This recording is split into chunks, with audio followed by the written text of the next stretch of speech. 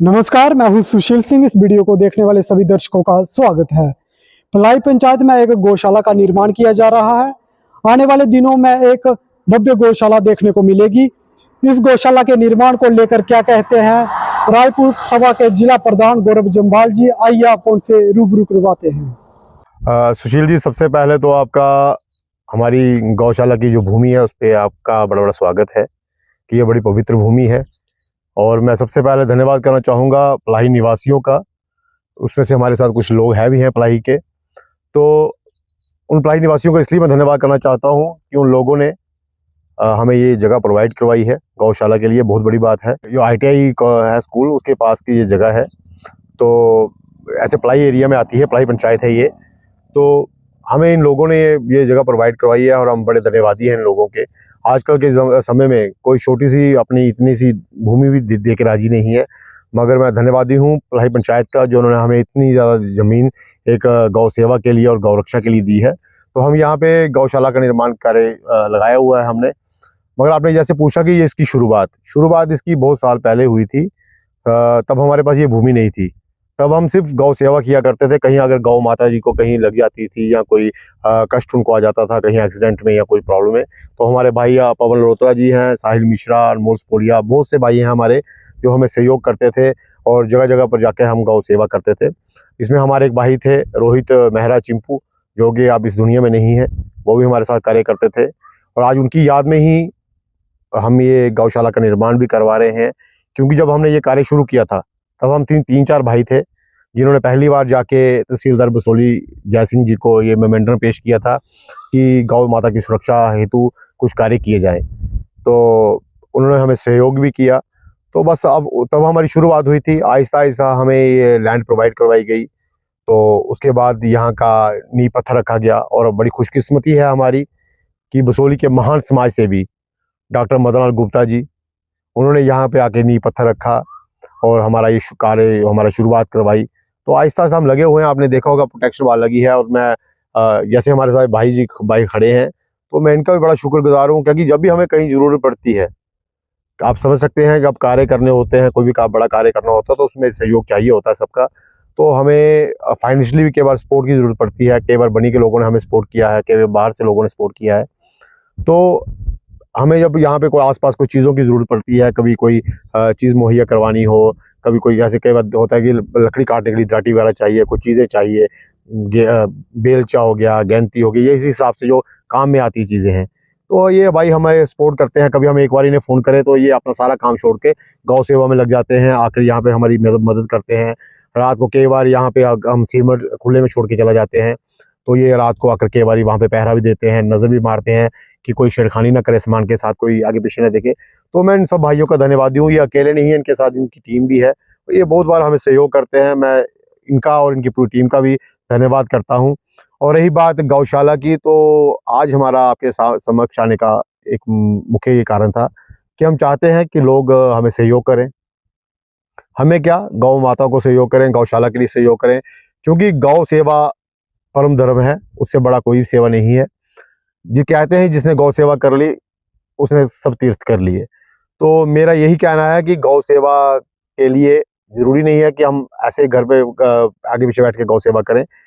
अगर हम अपनी तरफ से दान भी देंगे तो वो भी गौ सेवा में आएगा।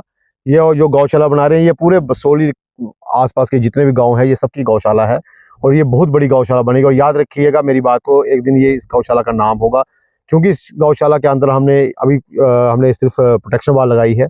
अब आने वाले दिनों में हम इसकी शेड की तैयारी करेंगे। उसके बाद हमने सोचा है कि जैसे शेड बन जाएंगे, हम जो गौ माता का चारा होगा उसके लिए भी हम शेड तैयार करेंगे।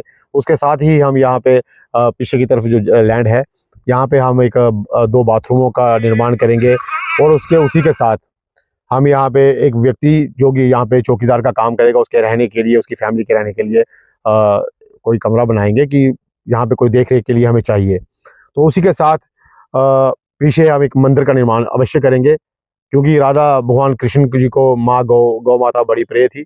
इसलिए हमने यहाँ पे एक राधा कृष्ण जी का मंदिर बनाने का निर्णय लिया हुआ है हमारी पूरी कमेटी ने, कि हम यहाँ पे एक राधा कृष्ण जी का मंदिर भी बनाएंगे।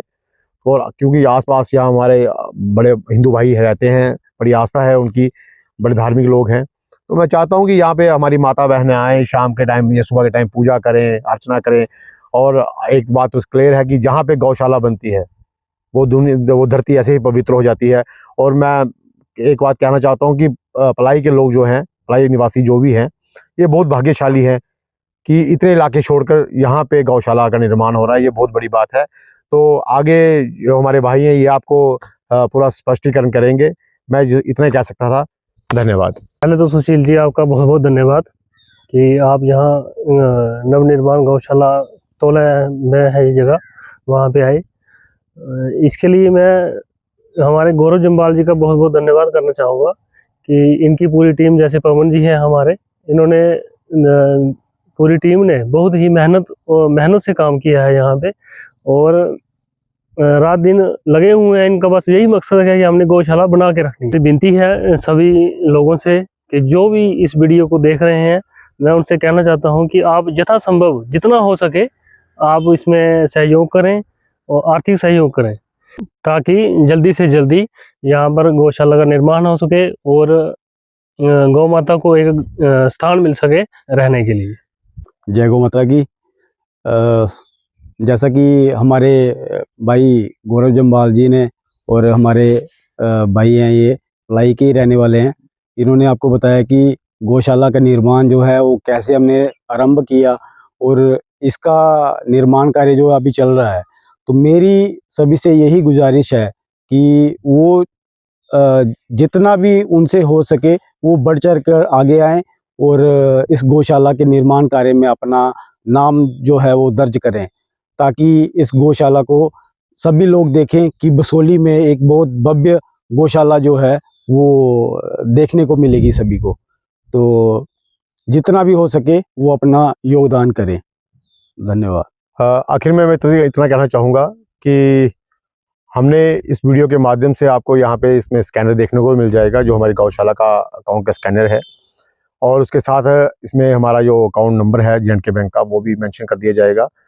जो भी भाई हमें मदद करना चाहता है, इस गौशाला को, गौ माता को हेल्प करना चाहता है, वो यहाँ पे इस नंबर पे या इस अकाउंट में या स्कैनर पे पैसे डाल सकता है।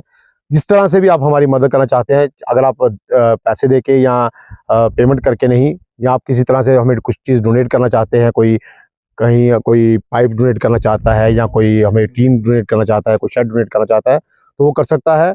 आपकी जितनी भी यथाशक्ति है आप हमें डोनेट करें, हमें सपोर्ट करें, क्योंकि ये गौशाला आप सबकी है। तो हमारा जो कॉन्टैक्ट नंबर है, जैसे कि मेरा नंबर है 8492900152 और मेरे साथ पवन मल्होत्रा जी हैं, इनका नंबर है 9797586574। मैं एक बार फिर रिपीट कर देता हूँ, मेरा नंबर है 8492900152 और पवन जी का नंबर है 9797586574। आप कभी भी हमें कांटेक्ट कर सकते हैं, हमसे बात कर सकते हैं।